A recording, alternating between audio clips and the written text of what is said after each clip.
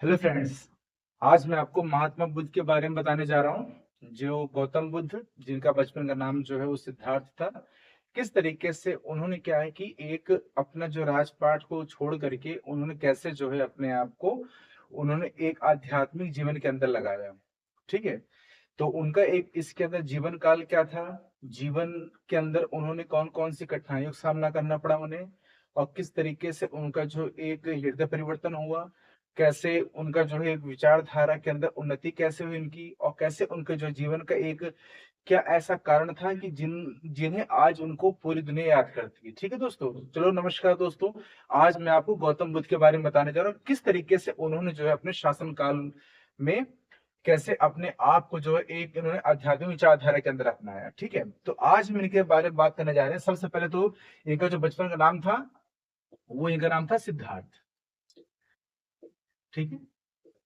और जो इनका जन्म हुआ था, वो हुआ था 563 बीसी, मतलब ये ईसा पूर्व 563 ईसा पूर्व में इनका जन्म हुआ था।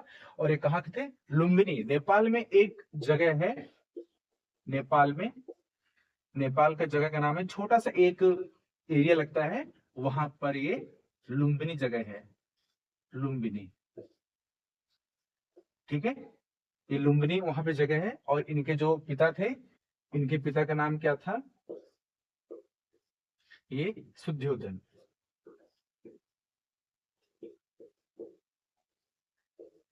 और इनकी जो माता थी, माता इनकी थी वो महामाया। ठीक है guys?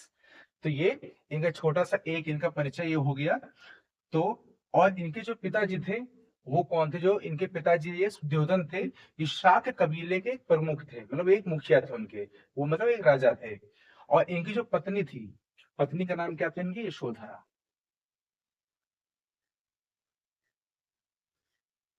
इनकी पत्नी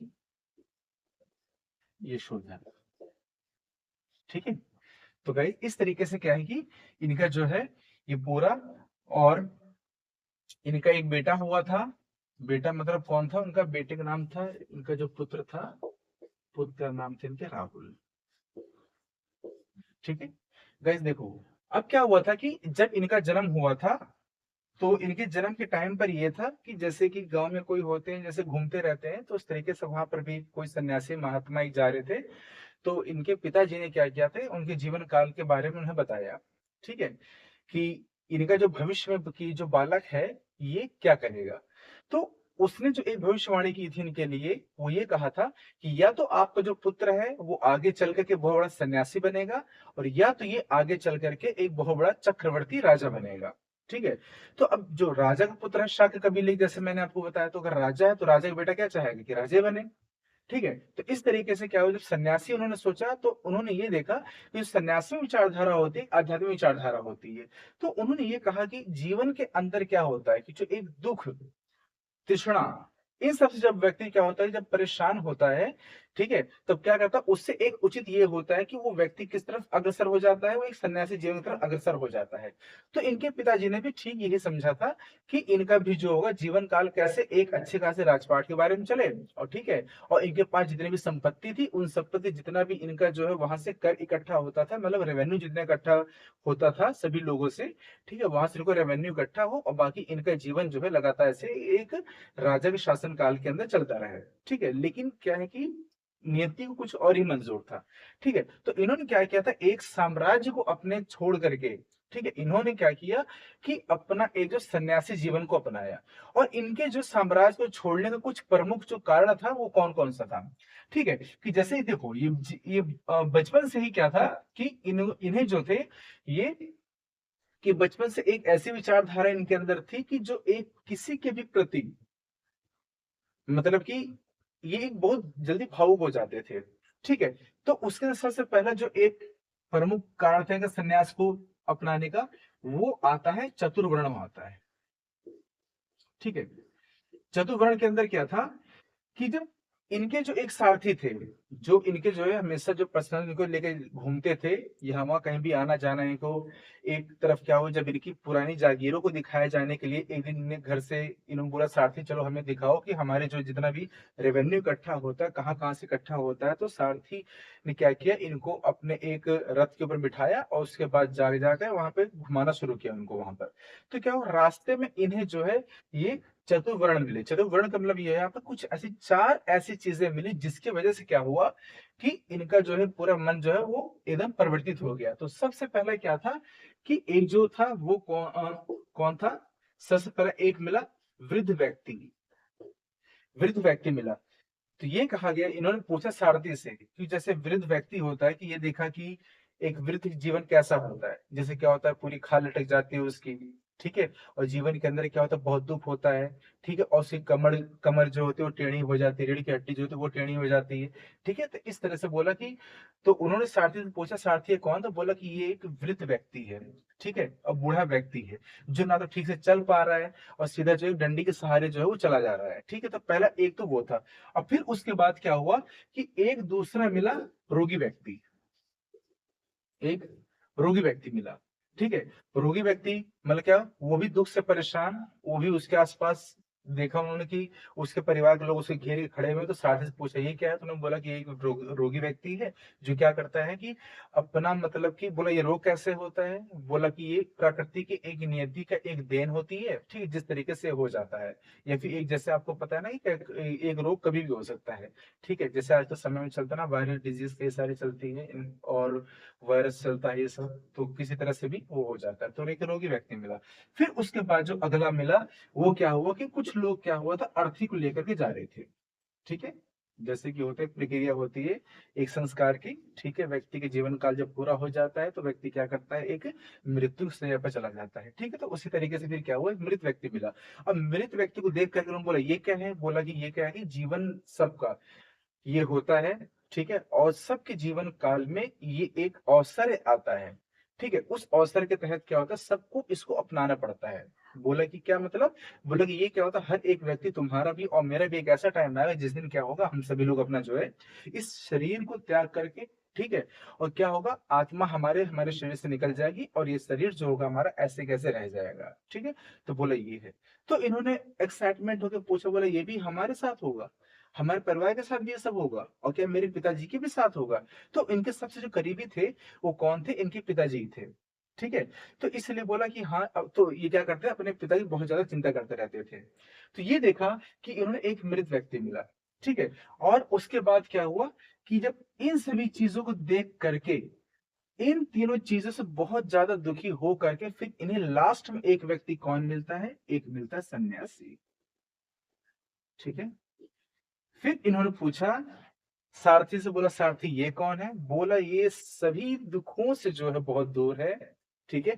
ये एक सबसे जीवन के अंदर अगर कोई सुख है इसके अंदर, या कोई सुख क्या कोई कुछ भी नहीं इसके अंदर है, ठीक है, ना तो किसी के लिए दर्द है, ना तो परिवार की मोह माया है, ना तो कोई तृष्णा इसके अंदर बसी हुई है, ऐसा कुछ भी नहीं है, ना कोई भोग है ना कुछ नहीं है, बस इसको जो मिल गया वो खा लिया, ठीक है। बोले ये सन्यासी है।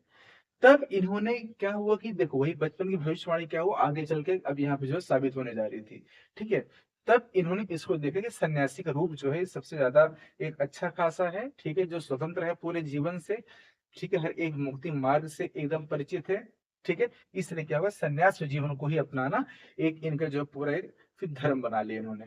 फिर आगे चल करके इन्होंने क्या किया, सन्यासी जीवन को ही अपना लिया। फिर इन्होंने गाइस क्या किया कि अब उसके बाद आता है सेकंड, आता है ये पॉइंट है इनका, ये है महाभिनिष्क्रमण। महाभिनिष्क्रमण,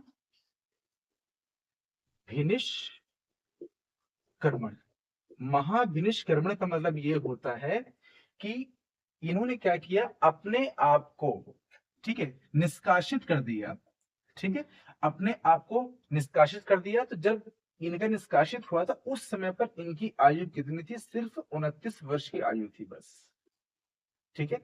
29 वर्ष की आयु के अंदर क्या हुआ, रात के समय में इन्होंने अपनी जो पत्नी थी, यशोधरा और अपने पुत्र राहुल को उन्होंने सोता हुआ घर में छोड़, अपने महल में छोड़ करके, और उसके बाद क्या हुआ, अपने सारथी को बोला और रात के अंधेरे में ही उन्होंने सारथी कहने पर ये जाकर निकल पड़े। और फिर क्या हुआ, जब ये रास्ते में चलते गए तो वहां इनका कहाँ रुकना है कोई इनका ठिकाना नहीं था। ठीक है। अब उसके बाद क्या हुआ, आगे जा करके जंगलों से होते हुए आगे गुजर रहे हैं। ठीक है। तब वहां जा करके इन्होंने क्या किया, अपना पूरा जो है एक सभी वस्त्रों का त्याग किया। एक राजपाट जो महल था इनका, उन सभी वस्त्रों को, मुकुट वगैरह सारा कुछ त्याग करके इन्होंने क्या किया, एक अपना जो है सीधा सन्यासी जीवन को इन्होंने अपनाया इन्होंने। ठीक है। तो सिर्फ 29 वर्ष की आयु के अंदर इन्होंने क्या किया था, उसको अपना लिया, अपना घर परिवार छोड़ दिया। और घर परिवार क्यों छोड़ा था, सिर्फ एक ही इनका उद्देश्य था। वो क्या था कि सिर्फ ज्ञान की प्राप्ति या ज्ञान की खोज।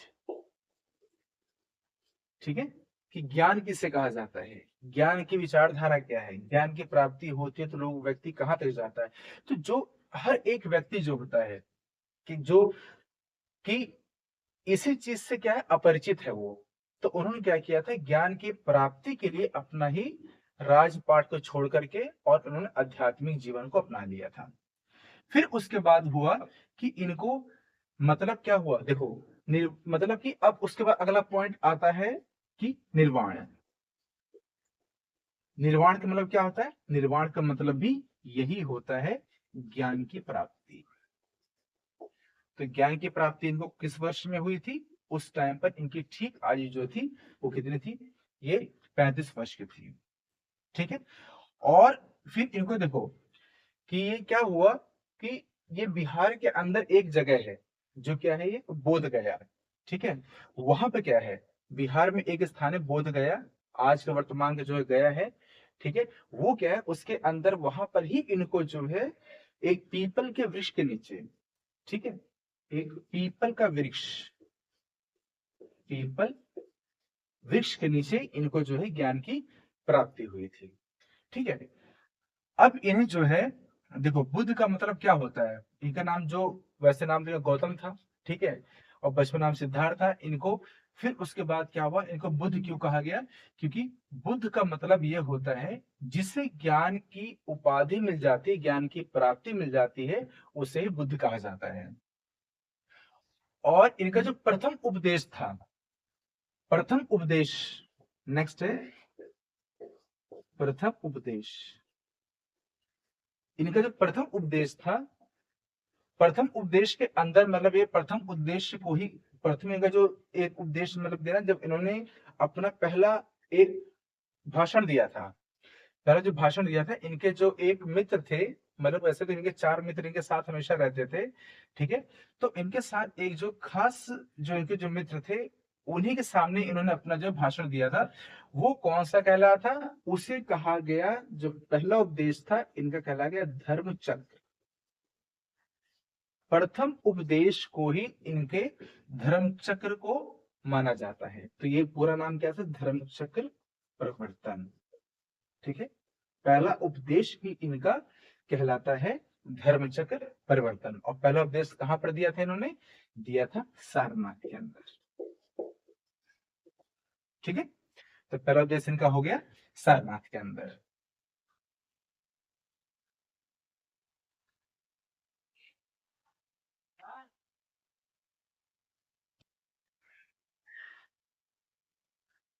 फिर उन्होंने बताया कि वो जो 4 आर्य सत्य होते हैं, तो ये शिष्यों को 4 आर्य सत्य और अष्टांगिक मार्ग का उपदेश दिया था उन्होंने। इसी में कौन सा, अष्टांगिक मार्ग।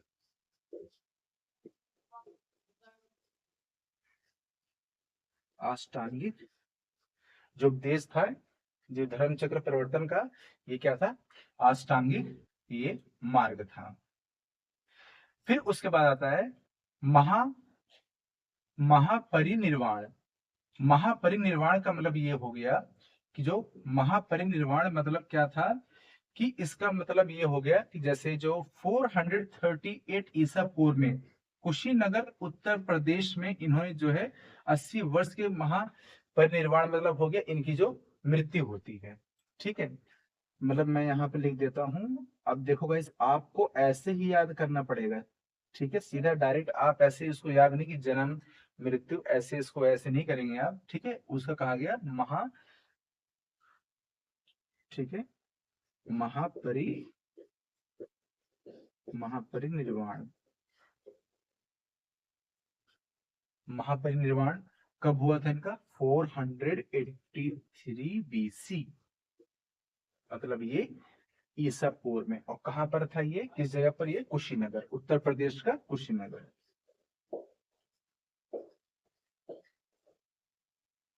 उत्तर प्रदेश कुशीनगर, ठीक है। तो 483। देखो गाइस, अब यहाँ पर क्या है कि देखो, जन्म तो इनका था 563, ठीक है। और यहाँ पर 483 डेट मैंने इसको उल्टा क्यों लिखा, क्योंकि ये जो बीसी है इस कारण से, ईसा पूर्व, ठीक है। तो आपको इतिहास के बारे में तो इतना ख्याल पता है कि डेट उल्टी कब होती है, ठीक है।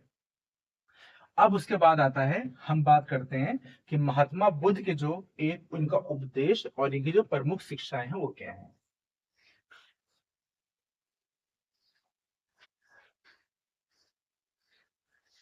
तो गाइस इस तरह से इसको सारे पॉइंट को आप लिख लीजिएगा, ठीक है। आपके एग्जाम में सारी चीजें बहुत इंपॉर्टेंट हैं, कोई भी कैसे भी क्वेश्चन आ सकता है इनसे रिलेटेड, ठीक है। तो नेक्स्ट आता है, अब करते हैं महात्मा बुद्ध के उपदेश और शिक्षाएं,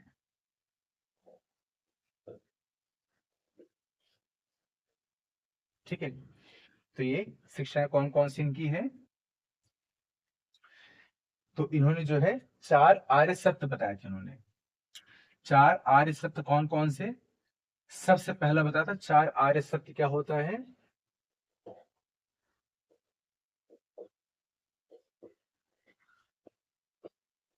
आर्य सत्य में आता है सबसे पहला, एक जैसे व्यक्ति होता है, तो व्यक्ति देखो, जीवन क्या है व्यक्ति का, जैसे जीवन व्यक्ति लेता है और थोड़ा सा जैसे ही अपनी एक स्टेज पार करता है टीनेज, जैसे उसके बाद थोड़ा आगे बढ़ता है, तो सबसे पहला जो उसका मित्र बनता है, पहला कौन होता है? दुख होता है।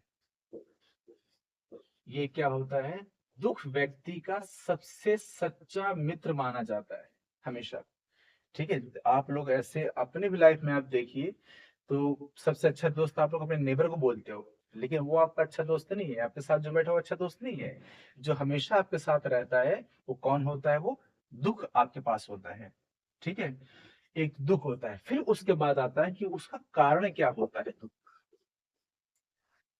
ठीक है। महात्मा बुद्ध ने इन्हीं चीजों को अपनाया था। बोला अगर व्यक्ति दुखी होता है तो दुखी होने के पीछे उसका एक कारण जरूर होगा, बिना कारण के कोई व्यक्ति दुखी नहीं होता है, ठीक है।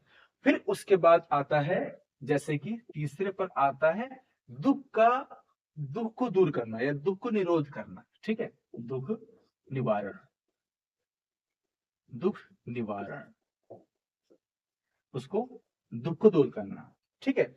दुख दूर करने में फिर क्या आता है कि एक जो होता है कि एक इस तरीके से दुख को दूर करने के लिए एक ऐसा मार्ग अपनाया जा सकता है, उसे कहा जाता है अष्टांगिक मार्ग।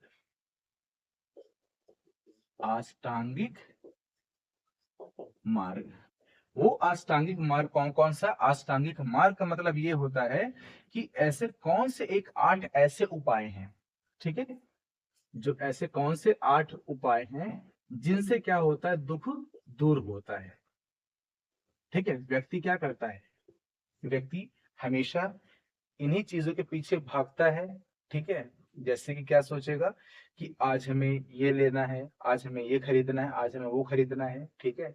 और उसके बाद क्या करते हैं कि उस चीज को हम क्या करते हैं, अपने बजट के अकॉर्डिंग हम सोचते नहीं है, उससे उसको ले लेते हैं, ठीक है। और उसके बाद में आगे उसको पछताते रहते हैं, ठीक है।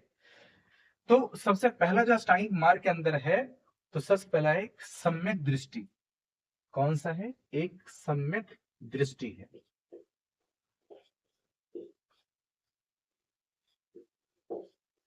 सम्यक दृष्टि का मतलब ये होता है कि हम क्या करते हैं, उस चीज को क्या करते हैं, देखते हैं, देख करके उसको हमें लालच आता है। दूसरा क्या होता है? दूसरा होता है सम्यक संकल्प। संकल्प, हमने प्रण कर लिया है कि उस चीज को पाना है किसी भी तरह से, तो उस वस्तु को उपभोग के लिए उसको हम पाके रहेंगे। और तीसरा क्या होता है? वाक। फोर्थ क्या है? कर्म। वाक मतलब क्या हो गया कि हमने उस चीज के लिए सोचा और अपने जहन के अंदर हमने उसको उतारा, फिर उसको पाने की इच्छा हमें हो जाती है।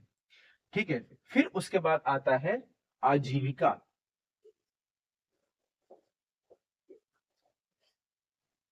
आजीविका मीन्स होता है कि रोजगार। ठीक है। कि इन सबको प्राप्त करने के लिए हम क्या करते हैं, काम की तलाश करते हैं और अपनी आजीविका को तलाशते हैं। ठीक है। जिससे हमारे क्या होते हैं, सारी इच्छाएं को हम पूरा कर सके। फिर व्यक्ति करता है, प्रयास करता है। फिर करता है कोशिश की, इन सभी चीजों को मैं प्राप्त करने के लिए जो मैंने आजीविका की है, अब मैं उसका प्रयास करूंगा। ठीक है। फिर उसके बाद आता है 7 नंबर पर आता है ये स्मृति। स्मृति इनकी प्राप्ति करता है। फिर लास्ट में व्यक्ति क्या होता है, एक सम्यक समाधि की तरफ चला जाता है। सम्यक समाधि, ये सारा क्या है, अष्टांगिक मार्ग कहलाता है। कि व्यक्ति के जीवन में शुरू से लेकर के अंत तक इसका व्यक्ति इन्हीं सब चीजों से प्रभावित रहता है। ठीक है। अब उसके बाद आता है कि बुद्ध के जीवन की जो है प्रमुख घटनाओं के नाम कौन कौन से। जैसे मैंने आपको पहले बता दिया, जन्म इनका लुम्बिनी में हुआ था, और गृह त्याग उन्होंने महाभिषीकरण कहलाता है, और ज्ञान की प्राप्ति इनको बोध गया के अंदर हुई है। ठीक है। और इनका पहला उपदेश कहाँ पे दिया था, इन्होंने सारनाथ में दिया था। ठीक है। और मृत्यु इनकी कहाँ पर हुई थी, कुशीनगर के अंदर हुई थी। फिर उसके बाद ये देखा जाता है, देखो 4 आर्य सत्य कौन कौन से हैं। ठीक है। वो भी मैंने बता दिया है कि जैसे 4 आर्य सत्य कौन कौन से होते हैं। संसार जो है दुखमय होता है, दुखी होता है। और उसके बाद दुख का कारण है व्यक्ति तृष्णा। तृष्णा मीन्स व्यक्ति की लालच। संसार के अंदर दुखमय का कारण क्या होता है, सबसे पहला क्या, व्यक्ति दुखी क्यों है, क्योंकि उसके पास क्या है, तृष्णा है, भोग विलास है, लालच है। फिर उसके बाद अन्य सिद्धांत ये क्या, ये कहे जाते हैं कि ये जो अष्टांगिक मार्ग है, यह मार्ग एक मध्यम मार्ग कहलाता है। इस मार्ग को कहा जाता है कि मध्यम वर्ग का, मध्यम ये मार्ग कहलाता है। ना अधिक ये कठोर तप से मिलता है, ना अधिक ये भोग कर सकता है व्यक्ति इन सब चीजों के लिए। ठीक है। फिर आता है कि निर्वाण। निर्वाण जो है ये अन्य सिद्धांतों में इनका है, वो क्या क्या है, इन सिद्धांतों के अलावा कुछ और चीजें, वो क्या होता है निर्वाण। देखो, निर्वाण का मतलब ये हो गया कि जैसे कि एक जो व्यक्ति है वो क्या है, तृष्णा का पूरा अगर नाश कर देगा व्यक्ति, मतलब अपनी इच्छाओं को पूरी खत्म कर देगा, तब जाकर के उसको निर्वाण की प्राप्ति हो सकती है। अगर व्यक्ति चाहता है कि ठीक है मैं पूरी तरह से क्या है स्वतंत्र हो जाऊं, तो जैसे मैंने स्टार्टिंग बताया कि महात्मा बुद्ध ने भी क्या किया था कि अपना जो है एक कौन सा, एक सन्यासी का चोला पहन करके उन्होंने फिर क्या हुआ, एक ज्ञान की प्राप्ति के लिए उन्होंने आगे प्रयास किया। ठीक है। तो क्या वो निर्वाण अगर प्राप्ति करना है तो तृष्णा को भूलना पड़ेगा। तृष्णा मीन्स लालच, लोभ, ये सभी चीजें जो होती हैं क्या करती हैं, व्यक्ति को पूरी तरह से अंदर तक पूरे जीवन तक संघर्ष कराती हैं। ठीक है। तो पहला यही हो गया कि निर्वाण जो तृष्णा का पूर्ण नाश होता है, नाश कर देना ही निर्वाण की प्राप्ति होगी। व्यक्ति निर्वाण अगर प्राप्त करना चाहता है तो अपना लालच को छोड़ देना होगा उसको। और फिर है अनित्य अस्थिरता है, अनित्य अस्थिरता। सेकंड है अनित्य स्थिरता।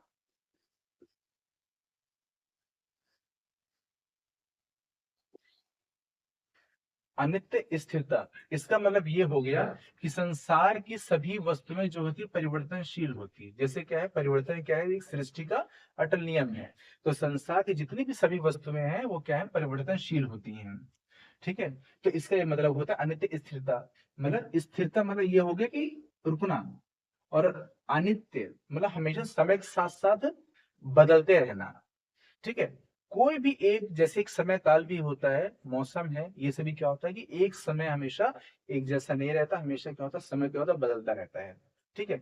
फिर उसके बाद आता है अनात्मवाद। ठीक है। अनात्मवाद मतलब क्या होता है, जो आत्मा होती है, अनात्मवाद। अनात्मवाद का मतलब क्या होता है, जो आत्मा रहती है वो स्थायी आत्मा नहीं होती है। कैसे? कि क्या होता है, जैसे आत्मा में क्या है कि व्यक्ति के साथ क्या होता है, समय उसका ढलने पर वो आत्मा जाकर के नए शरीर के अंदर प्रवेश कर जाती है। तो क्या है कि ये भी क्या है कि ये कोई स्थायी एक आत्मा नहीं होती है। फिर उसके बाद आता है प्रतित्य समुत्पाद। जो प्रत्येक वस्तु, जो घटना का कारण जो होता है, परिणाम संबंध होता है, वो कहलाता है। वो प्रत्येक वस्तु क्या होती है, घटना का जो कारण होता है, उसके पीछे कोई भी घटना अगर घटती है तो उसका एक कारण प्रमुख होता है। फिर आता है मध्यमवाद। ठीक है, जीवन में ना तो मध्यम मार्ग क्या होता है, जीवन में ना अतिशय भोग होता है और ना कठोर तपस्या होती है। फिर कर्मवाद, मनुष्य अपने कर्मों का फल जो है स्वयं भोगता है। ठीक है, इसे कर्मवाद कहा जाता है। कर्मवाद, पता है ना कि जो व्यक्ति जैसे काम करेगा भविष्य में आगे चल करके उसको उसी प्रकार से दिक्कतें भी होंगी। ठीक है, तो वो कर्मवाद कहलाता है। फिर आता है उसके बाद पंच स्कंद होता है। पंच स्कंद का मतलब ये होता है कि पांच तत्व जिनसे क्या है मानव जीवन बनता है। पांच पंच स्कंद। नेक्स्ट, पंच स्कंद। पंच स्कंद का मतलब क्या है ये, जिसके अंदर क्या है, व्यक्ति का जो होता है जिनसे पांच तत्व जिनसे क्या है मानव जीवन बनता है। ठीक है, तो पंच स्कंद में सबसे पहला चीज क्या आता है, एक व्यक्ति का जो होता है एक रूप होता है। रूप मतलब क्या है, व्यक्ति का शरीर। ठीक है, संरचना तैयार है ना एक पूरी बॉडी। ठीक है, ये क्या होता है इसका, ये व्यक्ति का ये रूप है, शरीर है। ठीक, जिससे व्यक्ति की पहचान होती है। ठीक है, जीवों की एक पहचान होती है, तो वही ये रूप कहलाता है। फिर सेकंड आता है वेदना।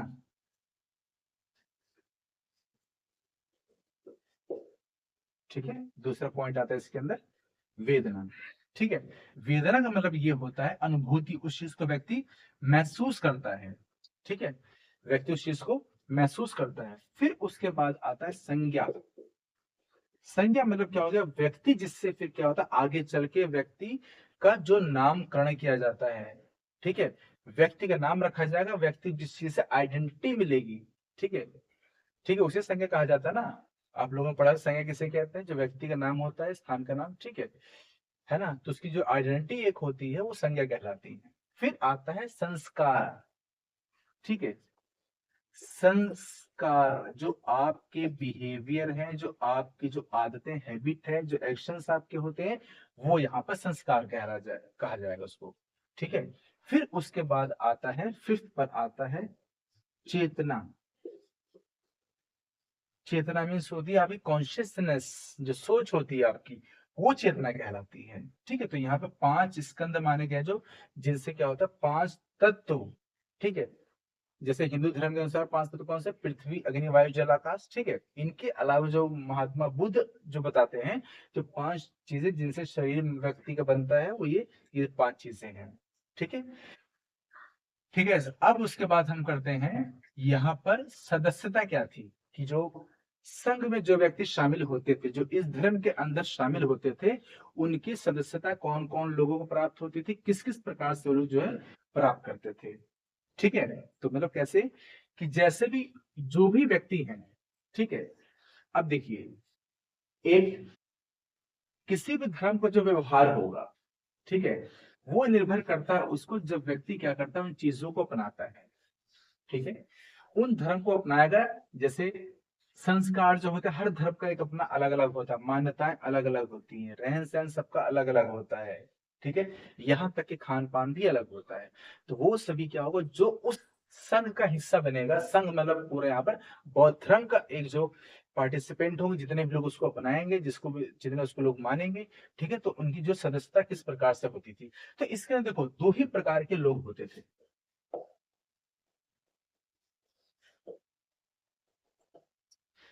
सदस्यता में कौन कौन से लोग थे, जिसके अंदर भिक्षु और भिक्षुणी, दो प्रकार के लोग थे। कौन से, भिक्षु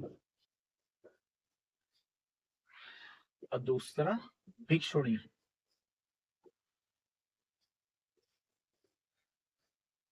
भिक्षु वो लोग हो गए जो क्या मानते थे कि मतलब कि जो बौद्ध धर्म के अंदर वो ऐसे पुरुष होते थे जो बौद्ध धर्म को अपनाते थे, और भिक्षु कौन हो गई, जो स्त्रियां होती थी जो बौद्ध धर्म को अपनाती थी, वो सभी। अब उसके बाद जैसे इनकी संघ की जो स्थापना थी, संघ की स्थापना के लगभग 15 वर्ष के बाद जब इनका संघ बनाया गया था, तो लगभग 15 वर्ष के बाद में स्त्रियों को भी प्रवेश की अनुमति मिल गई। जैसे सदस्य इंग्लिश सदस्यता के अंदर क्या है, 15 साल के बाद स्त्रियों को अनुमति मिली, मतलब भीष्म बाद में उसके अंदर उन्होंने वो आई, और उससे पहले भीष्म थे उसके अंदर। ठीक है, अब उसके बाद संघ की स्थापना के अंदर ये हो गया, और संघ में देखो कि मतलब संघ में रोगी जो लोग थे, रोगी जैसे उनकी अनुमति नहीं थी, संघ में अनुमति नहीं थी। किन किसको, सबसे पहले जैसे रोगी, रोगी इसके अंदर आ जाता है, जैसे किसी भी प्रकार के जो रोगी थे, जैसे क्षय रोगी, ठीक है, क्षय मतलब क्या होता है, टीबी, जिसको ट्यूबरकुलोसिस है, उन लोगों को इसके अंदर आने की परमिशन नहीं थी। और उसके बाद आता है कुष्ठ रोगी। कुष्ठ रोगी तो मतलब ये होता है कौन, जो कोढ़ जिससे हो रखा है पूरे उस शरीर के अंदर, ठीक है, बड़े बड़े उनके फोड़े निकले हैं शरीर के ऊपर, उन लोगों को इस संघ के अंदर आने की अनुमति नहीं थी। ठीक है, और दास और अपराधी, ठीक है, रोगी, दास, और जिसने कोई अपराध किया है जीवन के अंदर, वो सभी इस संघ में उनको शामिल होने के लिए उनको परमिट नहीं दिया गया था। फिर उसके बाद और एक चीज खास बात ये थी इन संघ के अंदर, कि यहाँ पर किसी भी प्रकार के कोई जाति भेदभाव नहीं होता था। मतलब व्यक्ति किसी भी जाति का हो इस संघ को अपना सकता था। ठीक है, तो इस पॉइंट को ध्यान रखना हमेशा, कभी भी जो है जातियों का इसके अंदर कोई भी विशेष ऐसा वर्णन नहीं किया गया कि खास करके इसी जाति के लोग इसमें संघ में शामिल होंगे। अदरवाइज कोई भी कास्ट के लोग जो भी होंगे जाकर के उस धर्म को अपना सकते थे और उस धर्म में शामिल हो सकते थे। तो ना ही कभी धर्म परिवर्तन करना किसी को, ना कुछ करना है। ठीक है, इसकी सदस्यता के लिए भी कोई भी धर्म का व्यक्ति जा सकता था। ये खास बात थी इसके अंदर। अब उसका है संघ का उद्देश्य क्या था।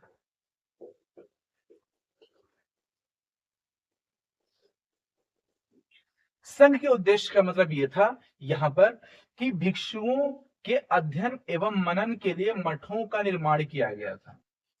मतलब मठ मतलब क्या था, मठ का निर्माण किया गया। संघ का उद्देश्य था कि ये मठों का निर्माण, मठों का निर्माण का मतलब ये होता है जहां पर सभी भिक्षु और भिक्षुणी एकांत रह सके वहां पर। ठीक है, और अपनी अपनी जो इसको बौद्ध धर्म को आगे संचालित करने में मदद कर सके। ठीक है, तो ये था कि संघ का उद्देश्य यही था कि भिक्षुओं के अध्ययन और मनन, मनन मीन्स उसको गहराई से सोचने के लिए, कॉन्शियसनेस को अपने मजबूत करने के लिए।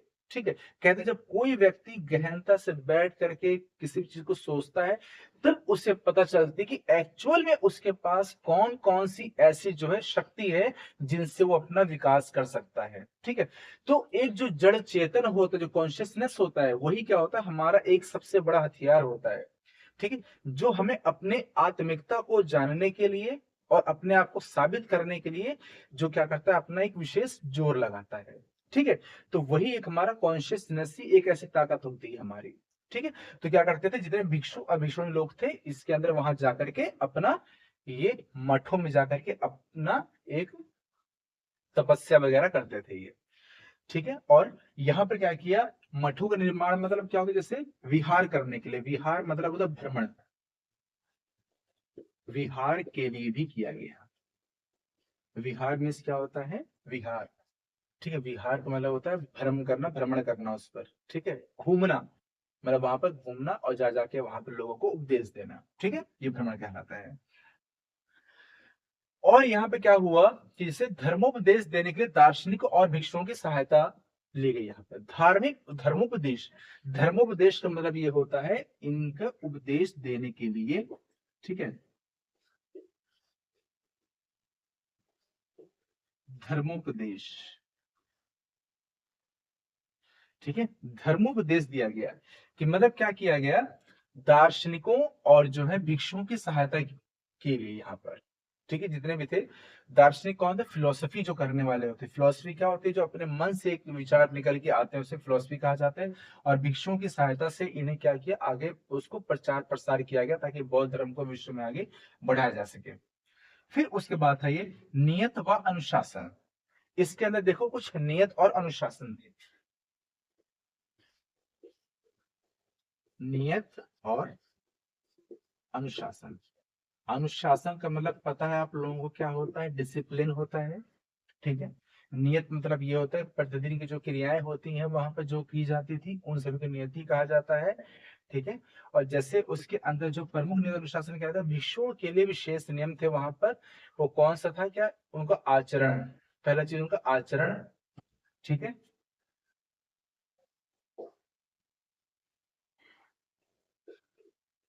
आचरण, भोजन उनका, आचरण में उनका व्यवहार किस प्रकार से होना चाहिए, और उसके बाद भोजन और वस्त्र और उनका निवास स्थान, ठीक है, जिस स्थान पर वो लोग रह रहे हैं, ठीक है, कि उसका जो निवास है वो किस प्रकार से होता है। तो संघ में प्रवेश के लिए प्रक्रिया क्या क्या थी, संघ में प्रवेश की प्रक्रिया थी कि सर को मुंडवाना, अपना सिर मुंडवाना मतलब अपने बाल को पूरा निकाल देना, ठीक है, पूरे शरीर को पूरा क्या करना, सर से बाल को निकाल देना, ठीक है, सिर मुंडवाना। और दूसरा क्या था इसमें, एक पीला वस्त्र धारण, पीला वस्त्र धारण करना, ये इनका प्रक्रिया था, इनका नियति थी, ठीक है। आचरण का ऐसा होना मतलब वहां पर इस तरीके से अपनाए जाते थे। और फिर क्या था, त्रिरत्न, त्रिरत्न का मतलब ये होता है बुद्ध, धर्म और संघ के प्रति इनकी निष्ठा की घोषणा होनी चाहिए। तीन रत्न थे, तीन रत्न अगर आपसे पूछा जाता है बौद्ध धर्म के अंदर त्रिरत्न, तो क्या लिखेंगे, बुद्ध, ठीक है, बुद्ध है, धर्म है, और तीसरा कौन सा, संघ, जिसमें से भी लोग शामिल होते थे, ठीक है, बुद्ध, धर्म और संघ के प्रति इनका निष्ठा की घोषणा की इन्होंने। तो और उसके बाद फिर शिक्षा ग्रहण करके भिक्षु रूप में नियुक्ति इनकी हुई। फिर जब उसके बाद क्या होता था, शिक्षा ग्रहण इनको हो जाती थी, शिक्षा ग्रहण करके ये क्या होते थे, फिर ये पूरा भिक्षु बन जाते थे, ठीक है, कि ये अब पूरी तरह से भिक्षु बन गया। भिक्षु का मतलब ये होता है कि जा करके जो परिवार से एक मुक्त है और घूम करके जो उससे अगर कभी इनको भोजन मिल गया तो भोजन को ग्रहण कर लेते थे, ठीक है, और अगर नहीं मिला तो उस भोजन को ग्रहण नहीं करते थे। और खास करके एक चीज और है कि अगर जिस घर के अंदर जो इन्हें एक विशेष प्रकार का भोजन, अगर मान लीजिए जैसे किसी भी एक पावन अवसर पर कहीं पर भी अगर कुछ हो रहा होगा, अगर वहां पर उन चीजों की प्राप्ति होती थी तो ऐसे भोजन का ये लोग तिरस्कार करते थे, ये सीधा साधारण सिंपल सा भोजन को ही ग्रहण करते थे और इन्हें किसी प्रकार के भोजन से कोई भी मतलब नहीं था, ठीक है, ये हो गया। नेक्स्ट पॉइंट है अब हमारा संघ का संचालन कैसे होता था, संघ का उद्देश्य समझ आ गया। अब मैं आपको समझाता हूँ संघ का संचालन कैसे किया जाता था। वह सारे पॉइंट को अच्छी तरह से आप रिवाइज कर लेना और नोट्स इसको बनाते रहना, ठीक है, नहीं तो आप लोग इसको भूल जाएंगे, ठीक है। संघ का संचालन,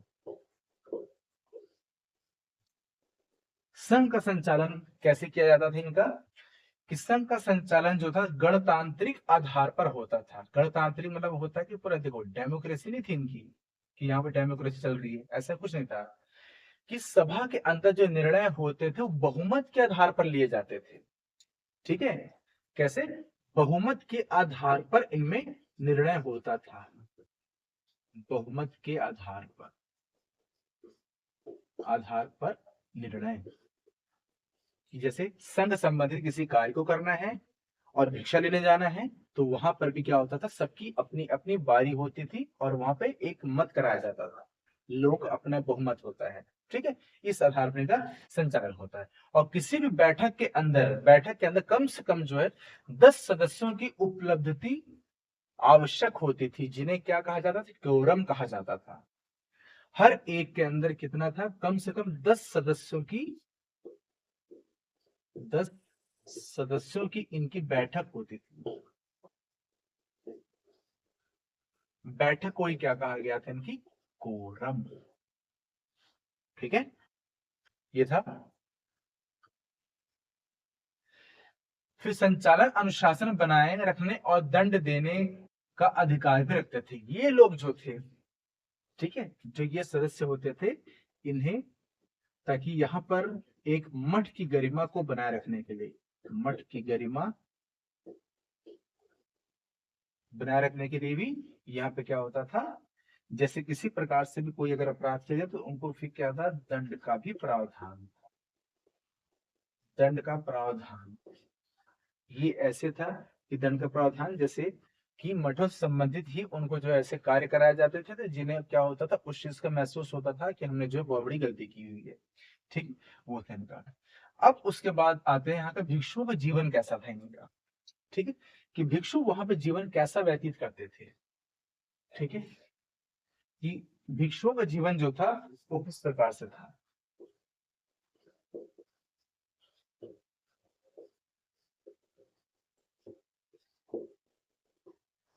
भिक्षुओं के जीवन के लिए, जैसे आपको पता है कि यहाँ पर सदाचार और एक तरीके से अपनाया गया था बौद्ध धर्म के अंदर, ठीक है, और इस तरीके से ये था कि संघ के लिए सबसे पहला क्या था, जैसे भिक्षु और भिक्षुणी है, उनका काम क्या था, भीख मांगना, ठीक है। संघ का संचालन ही ऐसे होता था कि भिक्षा प्राप्त करके जो मिला उनको भोजन, उसी भोजन को क्या करते थे, ग्रहण करना और उसके बाद में इस तरीके से उसको अपनाना। तो ये कहला, ये पूरी तरह से ये एक ऐसा जीवन था जो पूरा कैसा था, भीख मांग करके अपने पूरी आजीविका को चलाना, और जीवन पूरा इनका अनुशासन पर आधारित था। हम जैसे लोग तरह नहीं थे कि सुबह 8 बजे कोई 10 बजे उठ रहा है, कोई 12 बजे उठ रहा है, ऐसा कुछ ना, एक अनुशासन होता था, उस अनुशासन को पूरा करना था, ठीक है, एक अनुशासन था पूरा वहां पर, ठीक है, अनुशासन को अपनाना। और दूसरा था भिक्षा प्राप्ति करके जीविका चलाना, भिक्षा प्राप्ति और जीविका चलाना, ठीक है, भिक्षा प्राप्ति करके जीविका को चलाना होता था। फिर उसके बाद था, संघ के बाहर अन्य कोई संपत्ति वस्तु रखने का अधिकार नहीं था। मतलब इनके पास जो अपने पास धारण करने के लिए वस्त्र है, जो वस्त्र उन्होंने धारण किया हुआ है, इसके अलावा किसी भी टाइप का कोई वस्तु या अर्थात मतलब कोई संपत्ति अर्जित नहीं कर सकते थे। ये कोई भी प्रॉपर्टी किसी भी टाइप की, किसी तरह की प्रॉपर्टी को ये अपना अर्जित नहीं कर सकते थे, ठीक है। तो संपत्ति को अर्जित करने का भी इन्हें अधिकार नहीं था, संपत्ति को अर्जित ना करना, कि जब इन्होंने पूरा परिवार त्याग दिया है तो संपत्ति किसके लिए अर्जित करेंगे, ठीक है। इस तरह से संपत्ति ने अर्जित करने का अधिकार कोई भी नहीं था। और एक जो मेन खास बात ये थी इनके अंदर कि ये अनुशासन को और भाईचारा, भाईचारा मतलब कि पूरा एक जैसे सभी लोगों को एक समान समझना वहां पर, ठीक है, भाईचारा और समानता पर बल देना, भाईचारा और समानता, समानता पर बल देना, ठीक है। तो ये था आपका आज ये जो महात्मा बुद्ध हैं, जो गौतम बुद्ध है, उनके जीवन के बारे में और उनके संघ के बारे में क्या क्या था। तो इन चीजों को आप क्या करना, नोट डाउन कर लेना। Thank you. बाकी नेक्स्ट हम करते हैं आगे वीडियो में।